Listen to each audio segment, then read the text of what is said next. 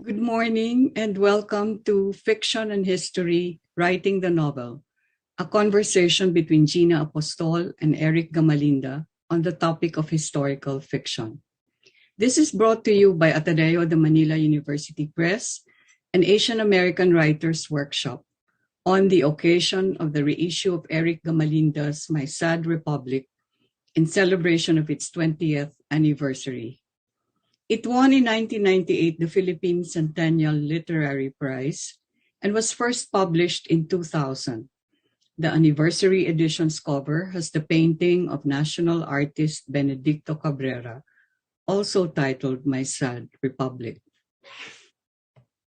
This is historic for me, no pun intended. Eric's Confessions of a Volcano was our very first novel at Anvil Publishing in its foundation year, 1990. It was praised for putting the novel on a new and unfamiliar psychosocial landscape, Buddhist sensibility, Japanese aesthetic, while documenting exploitation of sex workers. Eric was then the fast-rising, prolific literary star, publishing also outstanding poetry and short stories. 2 years later, Anvil published Eric's third novel, Empire of Memory, a kind of going-away gift, maybe for the community, as the year after, Eric emigrated to the United States to try and write for a much bigger audience. In 2014, for the first National Bookstore Raffles Literary Festival, Eric came home as a visiting writer together with Amy Tan and Chang Ray Lee. Anvil reissued the two novels with new gorgeous covers. Late that same year, his fifth novel, Descartes' Highlands, shortlisted in the 2009 Man Asia Booker Prize, was released by Akashic Press. Gina's work came to Anvil much later. Her first novel, Bibliolepsy, was published by UP Press or the University of the Philippines Press in 1997. She and husband Arnie came back to UP after her Johns Hopkins graduate degree. Her mind-blowing The Revolution According to Raymundo Mata was submitted from New York to Anvil in 2009, 7 years after she and her baby flew back to the United States to pursue a postgraduate fellowship and to grieve for her dead husband. At that time, Eric was already settled in New York and was a source of solace for Gina. Even for us here, their literary community in Manila, with Eric there, we felt sure that Gina would be okay. In 2010, she again gave to Anvil her third novel, Gun Dealer's Daughter. We had been privileged. So, in a way, this coming together, the three of us, is kind of very personal. I am fascinated by how these novels traveled across time, space, and cultures. And it gratifies me no end that somehow I was there at the site of origin. Eric and Gina, two remarkable, truly gifted writers, are now entering the fourth decade of their friendship. Gina wrote in her Instagram post last week, and I quote, "My love for Eric makes me cry. He's an artist's artist, and I have learned to do art from him. Literally, my conversations with Eric were my lifeline in very dark times." Close quotes. I'm sorry that this is not the introduction where I mentioned their multiple awards and prizes, fellowships and writing residences, and a complete list of all their books. You can Google those. Gina and Eric exquisitely and almost effortlessly weave history into their fiction as they probe the Filipino soul and identity. They powerfully connect the past and present in ways names, facts, and dates often obscure. They bring people and events, known or little known, out of history and set them before us so we may resonantly learn from them. Let us join Eric and Gina in this conversation between longtime friends on the practice of their craft. I am sure you will enjoy listening to them as they talk about writing historical fiction.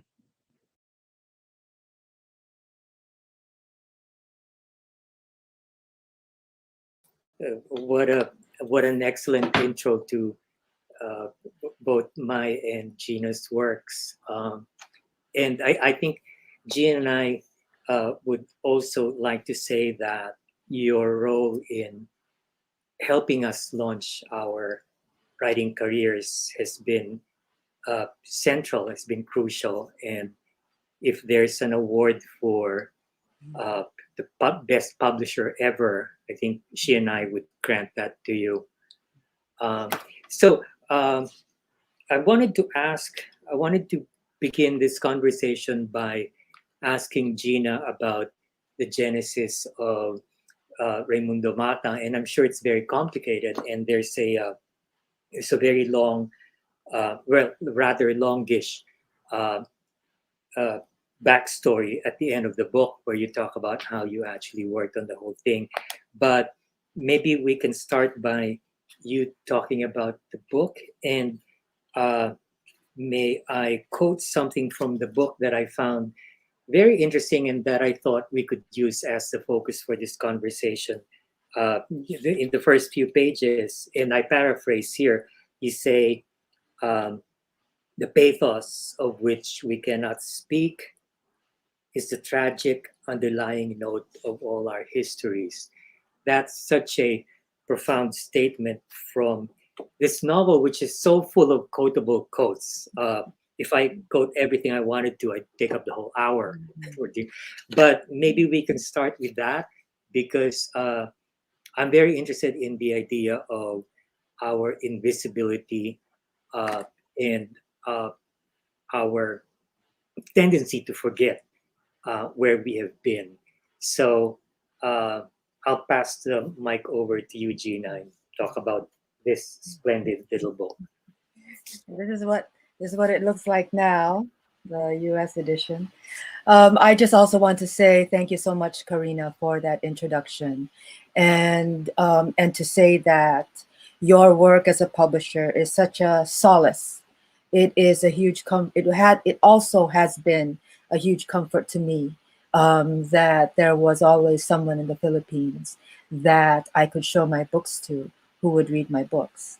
It was very important also for me, as a writer, uh, to keep writing with the knowledge that I'd have a Filipino reader. So thank you, Karina. And regarding the question, Eric, that you have, and you're talking about two things: invisibility and forgetting. I would say for me, the more important problem is forgetting. Um, Obviously, invisibility comes with that. But I was very surprised at my lack of knowledge of the American War. Really, I, I'm still I'm still struck by the absence of learning that I had about the American War. I think your book was one of the first that the Papa Isyo thing, was one of the first Filipino-American War texts that I came up against. And my husband said to me, why did you never really tell me about all of these things? And so that, I also don't think it's just a forgetting. I think it is very systematic and strategic on the part of the American occupiers, to produce the forgetting, to produce the lack of knowledge, to erase what they had done. Because to bring in the memory of what happened during the Philippine-American War, for instance, is to indict them. So there's a reason why we don't have that knowledge of the American War. Regarding the forgetting, I don't think we have forgetting of the war against Spain, because it is a war that we're happy to have won. We won that war. We kicked the Spaniards out of the provinces. We did it with the American guns, and certainly with American military at our backs. But it was the Filipinos that prosecuted that war against Spain. So it's a happier outcome in that we had we had Malolos, we had Aguinaldo's government. And so it is, I think, for us, a story that we like to tell. The memoirs on the Spanish War are many, many, many, including Juan Nakpil, about his being a musician, or including, Santiago Alvarez, which is like a funny memoir where he talks about, getting constipated with the watermelons, whatever it was, all of these things. So we have a ton of memory of the Spanish War. It's what's important and interesting is our, I think, systemic lack of knowledge of the American War, which is, I think, connected also to our lack of knowledge of the Marcos era. That's also not taught. So these difficult things are not taught in schools. So when I began working on Raymundo Mata, I thought I would get to the American War. So I did a lot of research. I never got to the American War because there was so much on the Spanish. And I ended up doing the war against Spain, mainly also because I was very interested in Rizal. I really wanted to understand Rizal. So my impetus for writing Raymundo Mata was really about Rizal. And Rizal, while America helped to create him as hero, and there's a lot of nuance in that. I just want to say it's a complicated thing, this concept of Rizal as American hero. I don't see him as an American hero. I see him as a Philippine hero. But my interest in Rizal made me write Raymundo Mata. I think you used the right word in describing our lack of knowledge, or our little knowledge about the Philippine-American War. It was actually systemic. There's a new book that came out last year, I think, by Daniel Immerwahr, who I think did his research at the Ateneo Library. And he talks about how systemically the United States actually tried to erase its history of colonialism in the Philippines, not just in misrepresenting us even during the Commonwealth era, by making us practically invisible, but also, as we know now, the United States tried to repress a lot of the facts about the war, even while it was going on, right? Eric, were you the one who told me about Carter G. Woodson? No.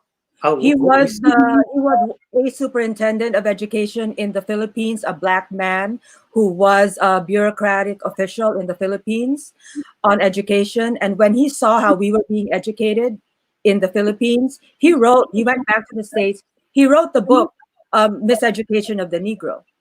And it is Carter G. Woodson who, currently now, the having Black History Month, etc. That's him. He's the father of Black History Month.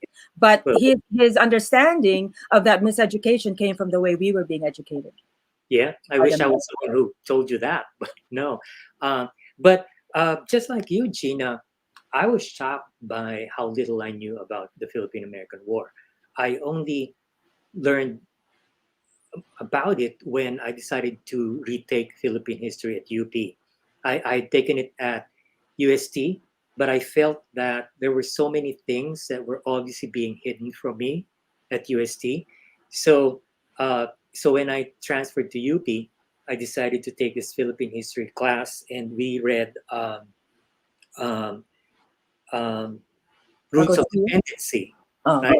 It was one of our textbooks, Roots of Dependency, and um, what's the other one that no one's going Revolt of the Masses is really the one that they do at the right, yeah. But anyway, that's when I first read about Papa Isio and the Negros Junta, and I was just appalled that I had not heard of this part of our history before, or this guy. And I was intrigued by this character. Like, who is this guy who would have the audacity to proclaim himself the Pope, right? Um, and I was very curious about that character, and I realized that there was very little information about him as well. Um, I tried to do some research, but you'd find maybe a couple of paragraphs about this crazy man who declared himself the Pope and who later turned against the Americans and all that. So um, the more I learned that very little was recorded of Papa Isio, the more I had this perverse desire to dig up more about him. And I have to confess, to this day, I know very little about him. Isabelo de los Reyes writes about the Papa Isio phenomenon all across the island. So apparently, the idea of, or the legend of Papa Isio spread throughout the archipelago, that many other movements um, were formed, and their leaders call themselves Papa Isio as well. So there's an Ilocano Papa Isio. There's probably like other Papa Isios in other islands, but it was the Papa Isio of Negros that I was interested in because he was betrayed by his own people, the Negros Junta, right, who decided that they wanted to be part of the American Empire rather than be part of this grassroots revolution, right? And it's a story that happened all across the islands, right? Even with the Katipunan, there was this fear that um, the poor, uneducated people might take over uh, leading the country, right? And that kind of gave the Filipino elite um, some kind of fear, right? The fear of having to turn over leadership to a class that they could not trust, you know. So there are a lot of gaps in our history that I think, you know, hopefully you and I and many other writers are trying to dig up so we can patch the holes, right? Yeah, I guess it is. It's an opportunity for novelists, for writers, that there are that there's so many there are so many stories to tell. I mean, there are so many stories I can think of that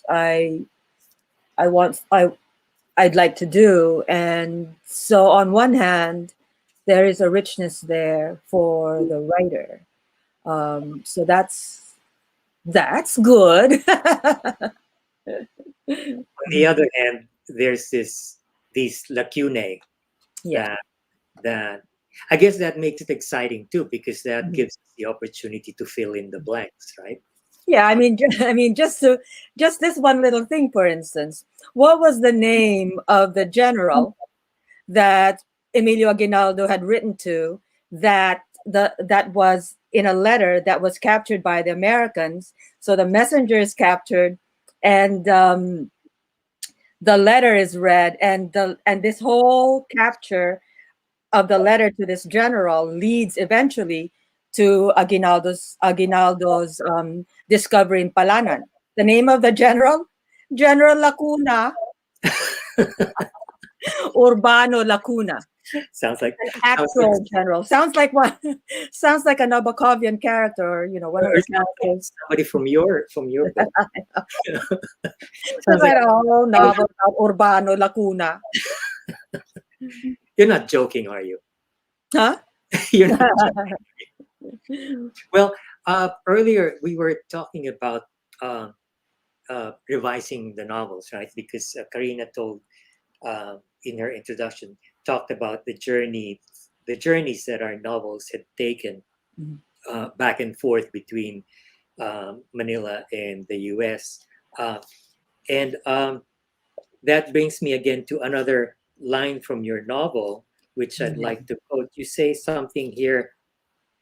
You say the novel or the character. One of the characters here says, "The novel, like revolutions, is never finished." Right, and I totally agree. Shall we talk about? Do you? I mean, how many versions of Raymundo Mata do you have? You have two so far, official. Yeah, I have two Official versions, right? Yeah. Is it finished? Well, the other thing about Raymundo Mata, in my view, is that it's a novel that its structure itself is lends itself to expansion, because there is the journal, but there are also the footnotes, and technically with the footnotes you can keep expanding those footnotes forever. You can have another. I mean, one of the things I wanted to do with Raymundo Mata for a while was make it a digitized text, and the reader can just add footnotes. So the reader could actually also add footnotes to Raymundo Mata. So there's something about it that's very open. It's a very open text. So that allowed me very much, gave me a lot of permission because of the structure itself. When I was going to do the US edition, to just go and do whatever I wanted with it, to add to it, to expand, to contract, etc., etc. So that is what I did, because I was given the bait, and I did.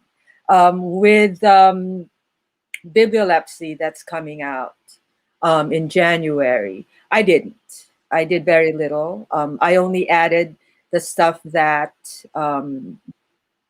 I had of material that had not gone into the novel because it got lost, and then I was so traumatized by the loss of a computer disk. Those little Apple disks with different colors that we used to have. But I lost the final draft of Bibliolepsy. So I tried to recover that. With Gun Dealer, I'm very glad to have several different versions of it. I have the Philippine version and the American version, because I did like the beginning of Gun Dealer, which I had cut in the American version, because the editor said, what if you put these paragraphs somewhere else and just have this opening that's a lot more concise? And I said, well, that makes sense too. And in my mind, I'm going, but I already have the Philippine versions already there. I'm very happy actually that I have these various. I have Philippine versions. I have other versions that keep track of the way a novel really is not finished. I think that's true. Do you think that? What about you? What about you? You answer your question. Well, do you think that the revisions also reflect changes in your, in your being, in your, not just in your knowledge, but in your,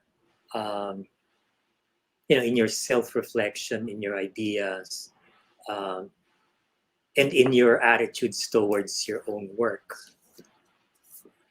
Yeah, I think definitely that's that's in it. That's part of it.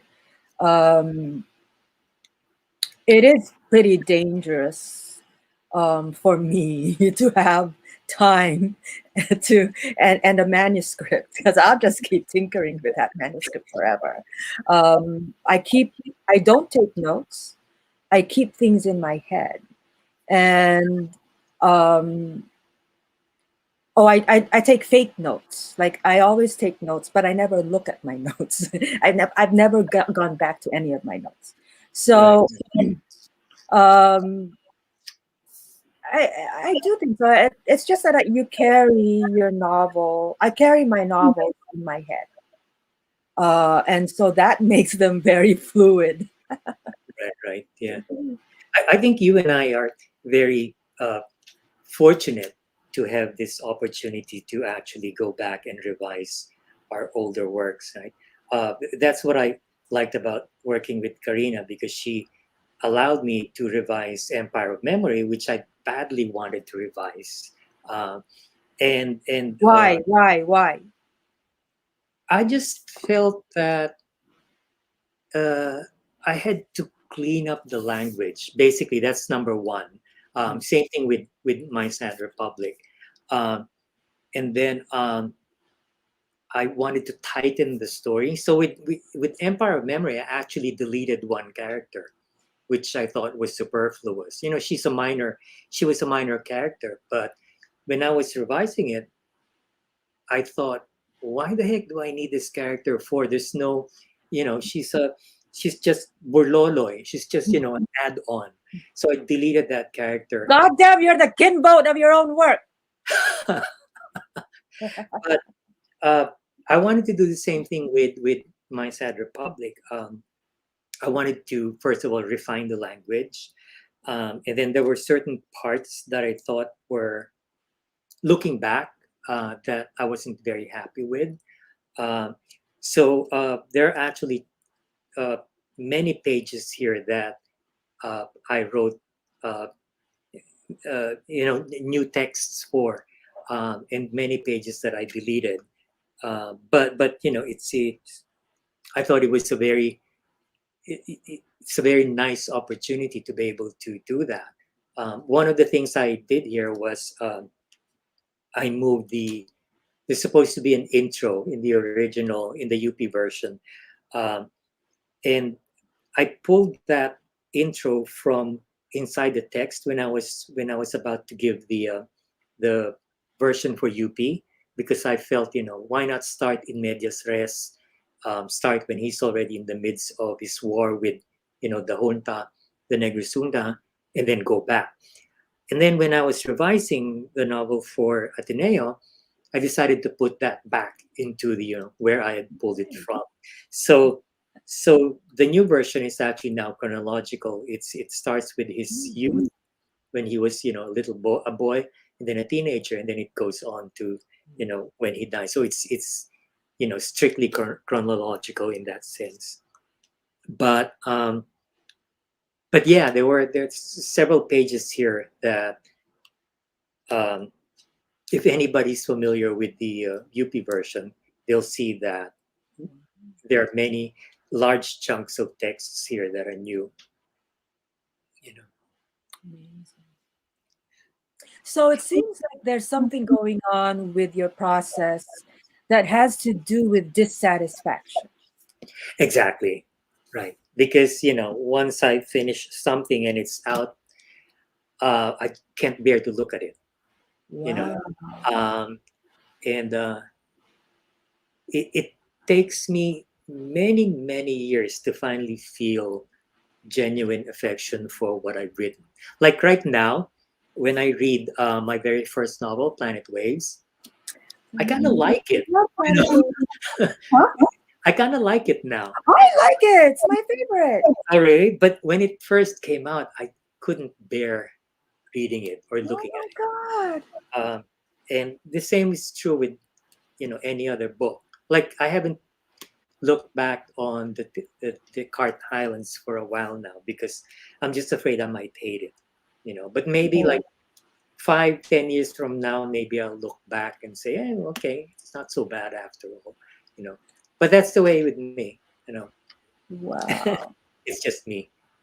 Um, like Well, I told you. the reason why I say Planet Waves, I like it so much. It's one of the first books of yours that I read, and I just remember, and having, I don't want to say that. I mean, I love Empire. I love your later novels, but I have this weird attachment to the first things that I read by a writer, and yeah, I love Planet Waves. I just thought. Yeah, it was one of those books that made me want to keep writing. And then, yeah, so I just want to say that. Thank I'm you. glad that you like it right now. It's old enough. Okay. So you and I got a bunch of questions from the people who I believe are watching us now. Thank you. Eric, I have a question here about why you decided to handwrite My Sad Republic. Oh, okay. Um, I wanted to immerse myself in the era, uh, which meant no typewriters, no computers. But obviously, I couldn't write using a quill pen, right? Because that would take forever. So I used a ballpoint pen and notebooks. Uh, but that was I had written other earlier novels on a computer, but I wanted the feel of actually writing in cursive, writing every word, um, and feeling it literally coming out of your fingers, Wow. but uh, and I like the experience. It's very tactile, but you don't. My tendency when I write on a computer is I tend to overwrite sometimes because you just type away and your hands can be as fast as the speed of your thoughts, more or less. But by writing something by hand, you have to actually slow down and consider every word that you write. You know, Hmm. so that's basically the reason why I did that. Wow. Um, shall I read to you some of the questions that we received Mhm. Mhm. from? Let's start with. We have a question from Bam Matsura. So, is the time period in your novels a period you knew a lot about before you started writing your books? Is there a piece of research you learned while writing the novels that gave you a greater understanding of history and helped you write your characters in the way that they are now? You want Well, to answer? yeah, I didn't know much about. I knew the basics of the Philippine Revolution against Spain, but I did what I'm just to go back to Eric, what you were saying about writing with the pen and trying to be more attached to your era, to the era in which you're writing. I ended up I kind of over research. That's what I do. For my novels, I read as much as I can. So I read all of those memoirs of the Philippine American War, of the Spanish War. And then and while I was writing my novel, I only read books that would have been published only until 1896, Oh, because that's the era of of the revolution according to Raymundo Mata. So I did like a weird method thing, like with the ball pen that you were doing. And so for a long time, I only read 1890 up to 1896, which is that diet is pretty annoying, to be honest. So I didn't know much. I One of the reasons why I write my novels is I don't know anything about almost anything that I'm working on. So I do write to figure out a question and then do research to um, to create my story. And so there are a ton of things that I learned about history. One is that we really like the Spanish War. We are enamored of the Spanish War, and but we and that but almost so that almost every moment of the Spanish War is contested. It is crazy. Everything is contested. Cry of Balintawak, Mhm. biyak na bato, everything. Even the Rizal on his deathbed, his retraction. The all of these interesting hoaxes of historical liter. These hoaxes of history, Code of Kalantiao, all of these things that very interesting to me. The ways we're constantly rewriting the Spanish War and completely not thinking about the American War. But we're always rewriting the Spanish War. Yeah. One of the joys of writing for me is that you actually learn a lot in the process of writing itself. Because just like you, I do a little, I do my over research before thinking about the narrative, the basic narrative itself or the novel itself. First, you immerse yourself in whatever facts you can get about a certain topic, right? Um, and then I think, at least for me, at some point, the novel itself tells you, okay, I'm ready to be written. You better sit down now and write, right?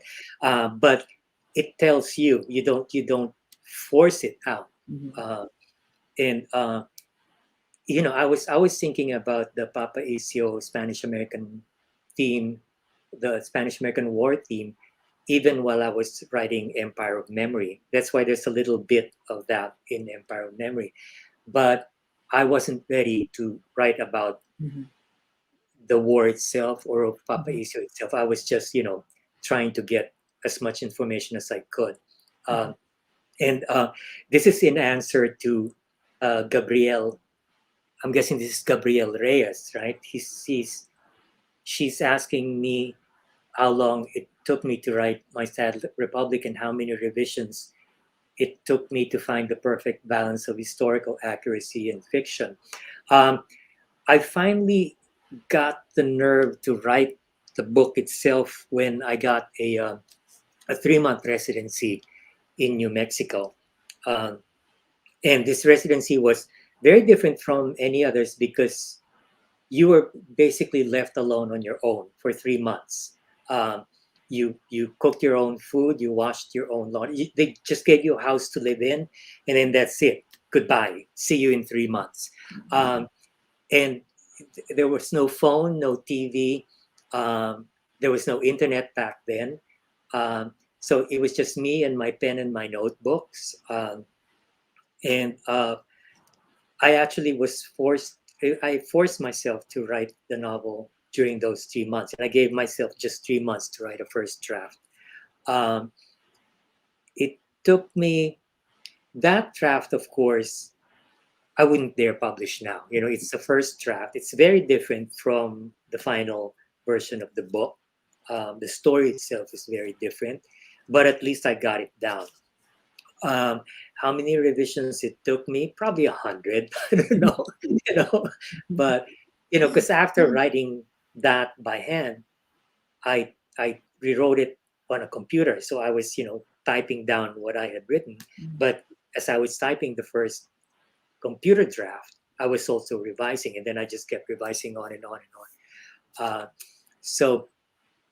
Uh, Finding the perfect balance of historical accuracy and fiction. Well, like I said earlier, very little is known of Papa Isio, as far as I know. And what I did was I had two columns. I used index cards, and I had two columns. One column was all the facts that I knew, including the chronological events of the Philippine American War.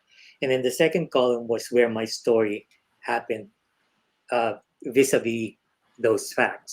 So uh, at least I wanted to be chronologically accurate. When something like, say, in my fictional narrative, something happens, and then I refer to an actual event. I wanted to make sure that, I was actually referring to the exact event in the exact time in history and all that.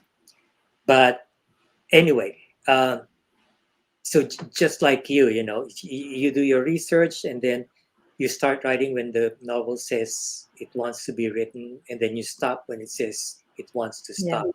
Now, here's a question for you, Gina, Yeah. from Geoff Jimenez.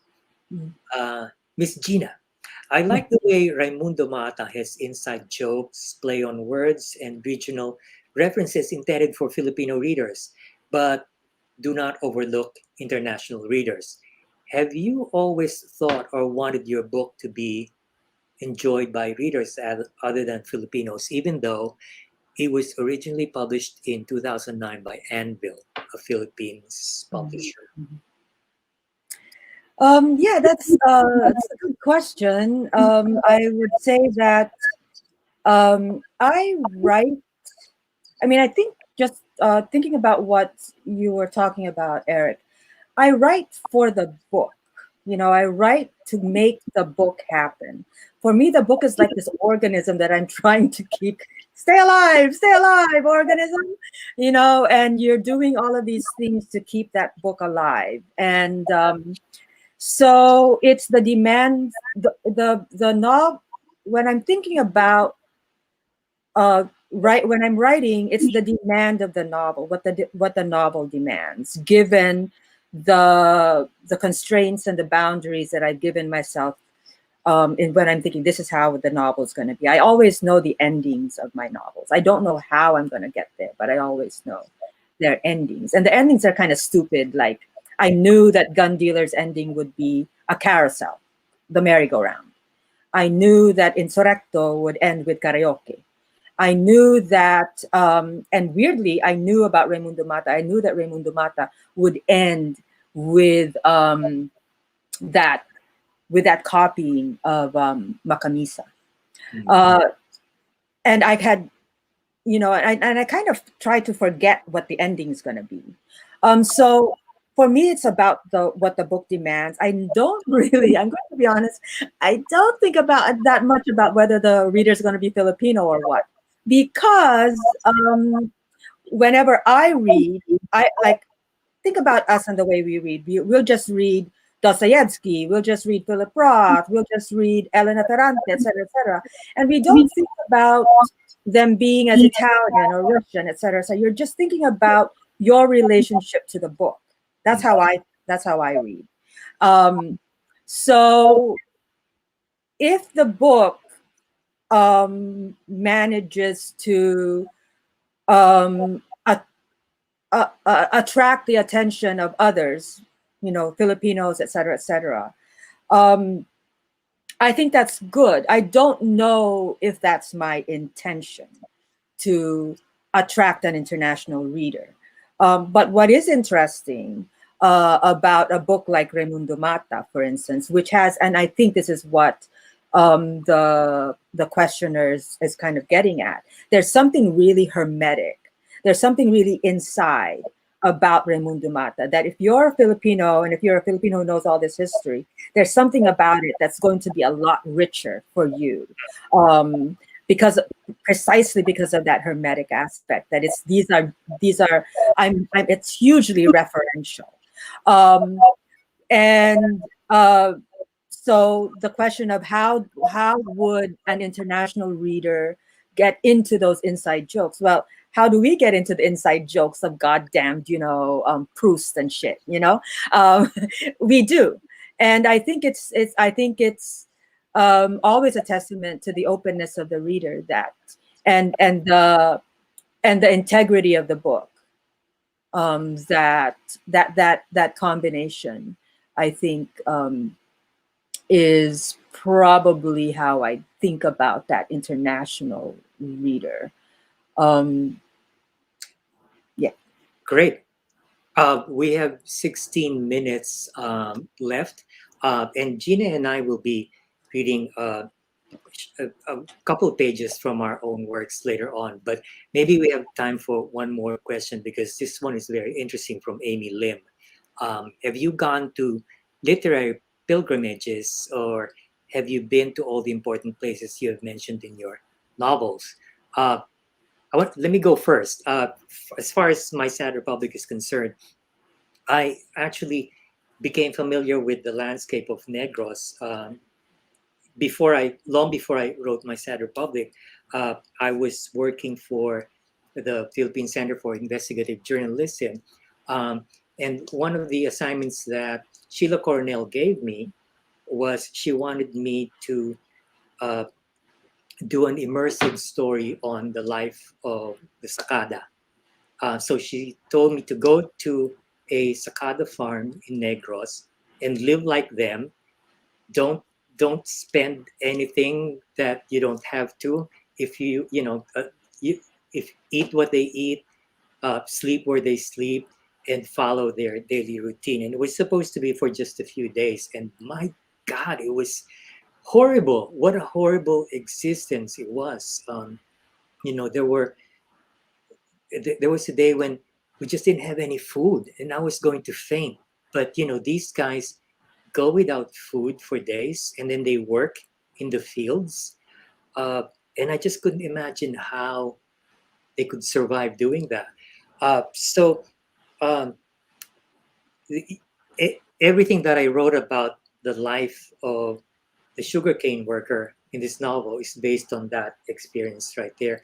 I even used one of the towns where I went to. I mentioned it in the novel here. It's at the foot of the volcano. Uh, but that's I, I probably didn't have to go on a pilgrimage, because I had been there before I wrote the book. Um, and your book is mostly based in Manila and Katipunan sites, right?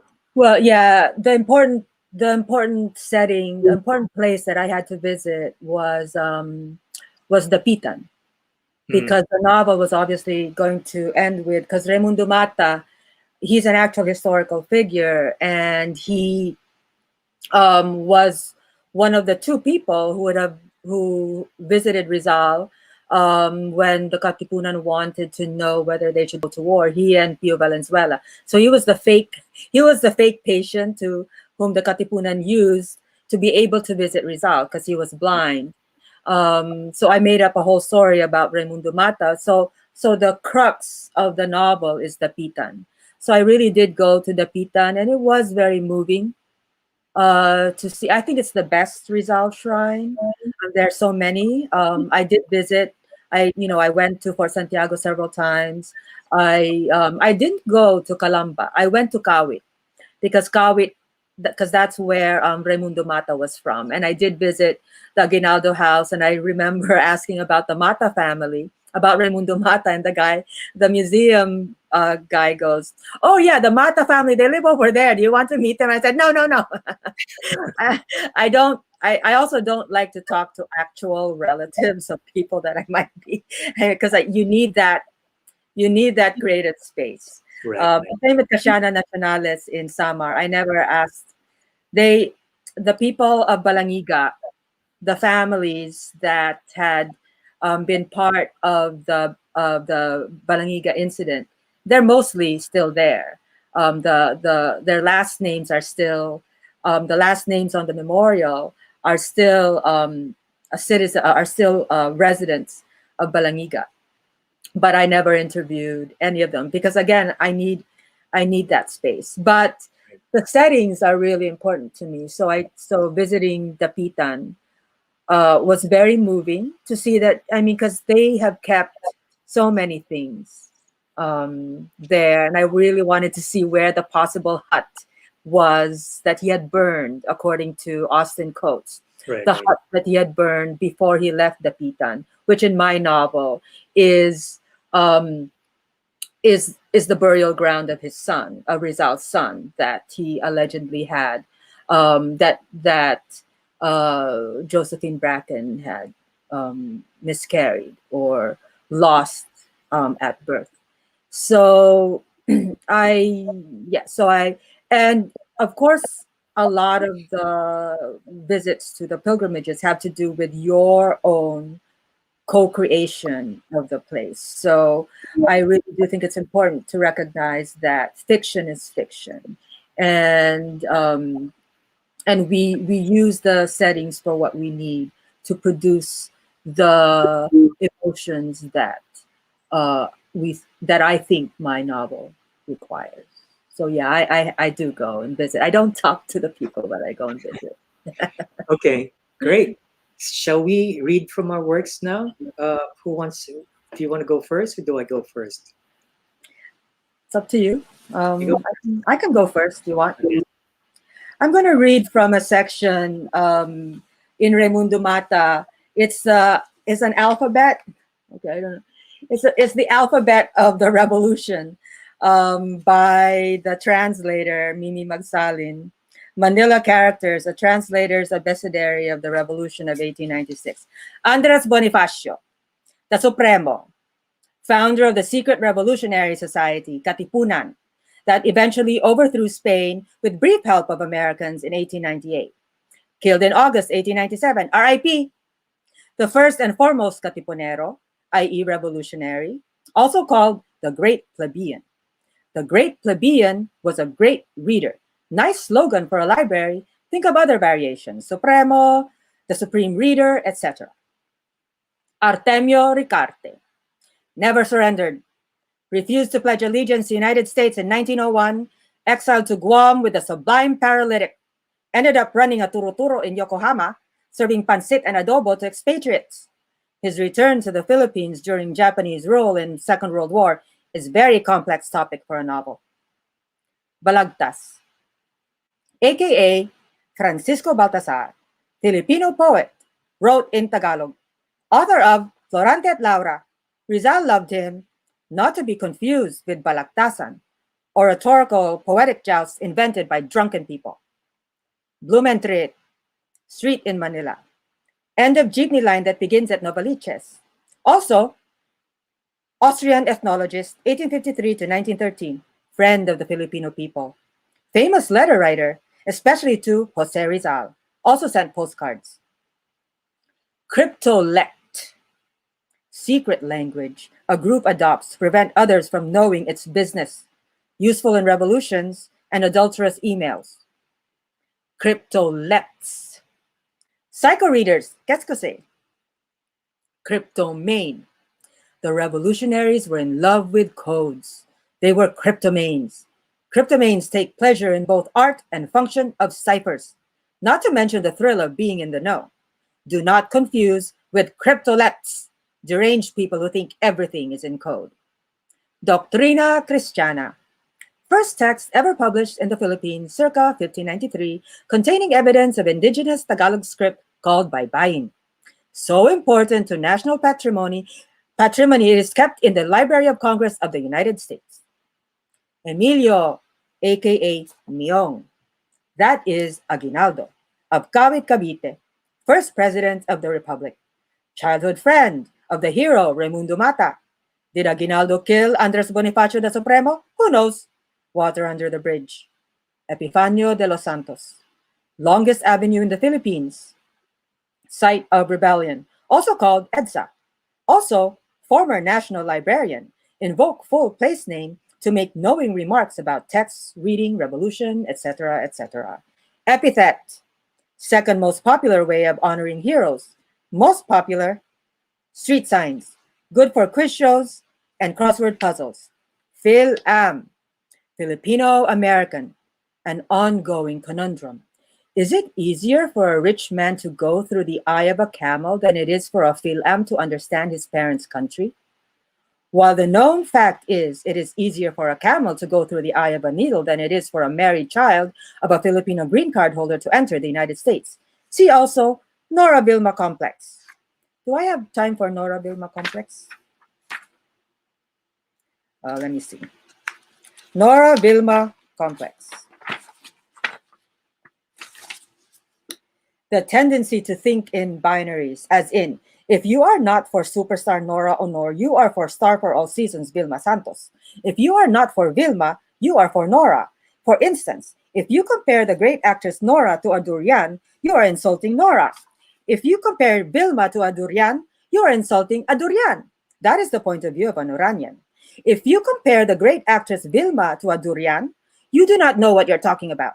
That is the point of view of a Vilmanian. The Nora-Vilma complex applies to debates on girl-boy, class, race, also Tagalog versus English, Filipino versus Phil-Am, Rizal versus Bonifacio. Ditto the debate on revolutionary founder of the Katipunan Bonifacio versus everyone else. Other binaries, Tagalog versus Cebuano, Moreno, Mestiza, Pangak, Conyo. The following are not binaries but reify the concept of binaries. Mutt, Jeff, Betty, Veronica, Pugo, Tugo, etc. The Aguinaldo-Bonifacio debate gives off a fishy odor in the Aguinaldo camp. In the Bonifacio camp, the debate is tragic. If you speak against Aguinaldo, you are echoing the prejudice of the Americans against Filipinos at the start of the 20th century. If you praise Aguinaldo, you are defaming the memory of Andres Bonifacio. If you like Bonifacio, you're a patriot. If you don't know who he is, you are likely Phil-Am. Okay, I'll end there. That was so funny. I was just reading that this morning, and it was I don't know why I chose that one, but what else? okay. Now I have to put on my serious face. So I'm going to read from My Sad Republic, and this is towards the near the end. So as dusk fell over the city, Isio had his soldiers mount the cinematograph at the reception room of the governor's mansion.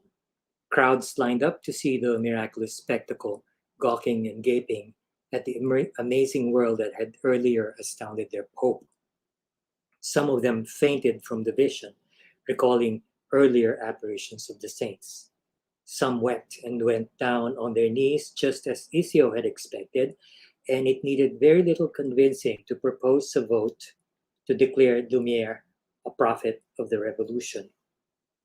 Isio turned proudly to the colonel and said, "Today is the first day of the future." He began talking of the future as though it were a new country in itself. Better avenues, bigger homes, greener grass, more food for all, like America. In the country of the future, all things were possible. Droughts and typhoons would be harnessed and tamed. People would be able to fly at will. Perceptions would be so developed, people would be able to conjure not just the dead, but also the living from all parts of the world. That doesn't sound like the America I know, the colonel told him, but the newly proclaimed pontiff was too engrossed in his own version of the future to listen. At Vespers, Isio gave his blessing to the hundreds whose eyes were still enchanted by the moving images and who would still see them flickering in their dreams. Then he and the president sat down to dinner, placing the colonel at the cabecera, the head of the table reserved for governors, patriarchs, and kings. They had not been able to extract anything from the governor's pantry that was worth presenting, and the colonel was shocked to find before him a platter of very blue cheese. But there was roast chicken and a pig roasted to a succulent bronze, and the wines were still there, and he thankfully took a sip. Isio stood up at the other end of the table and raised his glass. He knew he had to say something memorable and brief, and had thought out his toast carefully. America was born out of possibilities and out of hope. We share that hope with you. At Compline, Isio was finally alone with his thoughts. He recalled the events just past, the elderly woman grasping his hands, the American colonel in his fine new suit, the faces mesmerized by the prophet Lumiere. A rush of images, a silver universe, too much wine. Tomorrow, it was going to be business as usual. As he sat at a table to record his day, he recalled how Doña Madrigal had taught him how to read and write, making him copy verses from the Bible. The universe of words had always seemed to him a fascinating, forbidding territory. open only to a privileged few. In silence, what other world was that, and who lived in it? The dead, the ones who were not here, the ones who had found peace at last. We have a minute, Gina. There's one question here that you might want to answer from Ben Velasco. What are your influences on writing your novels? Oh, is he talking about Raymundo Mata? It's clearly Rizal. Your novels, or Yeah, well, if it's Raymundo Mata, it is Jose Rizal. I really used the life of Rizal and had Raymundo Mata just kind of follow Rizal's trajectory. So he goes to Ateneo. He goes to the same dormitory as Rizal, etc., etc. Of course, but he has his own thing going on. But it is an homage. Raymundo Mata is an homage to Rizal. Okay, great. If it's a general question that Ben is asking, what are my influences? I see you. You can see them all the way behind me. All those. I say Eric is the original Marie Kondo. Marie Kondo. And I'm actually trimming my library. I'm only keeping the ones that truly inspire me. If you want them, Gina, I'll give them to you. because you don't have enough books. I know. I'll take them. Well, we want to thank everyone who tuned in today and sent their questions. I hope we were able to cover as much. Give me one writer. Give me one writer, Eric. One from the more. book behind you. Proust. Proust. Dostoevsky. Borges. That's 3. Same with you, right? I love all of those, but Yeah. Proust definitely, I think, and well, Borges is a very obvious influence on Exactly. Right. Any final words before we sign off? It's Well, I just want to say thank you for all of the people who are here on this stream yard. I don't know what this is called. And thank you to readers. Thank you to Karina. Thank you to Ateneo and to Asian American Writers Workshop for hosting this event. And thank you, Eric, for being Eric. I just, I think you're a treasure to the Philippines and to American literature. And it is hugely a great honor to be with you tonight. Thank you, Gina. I'm going to cry now. Thank you, everyone, and good night.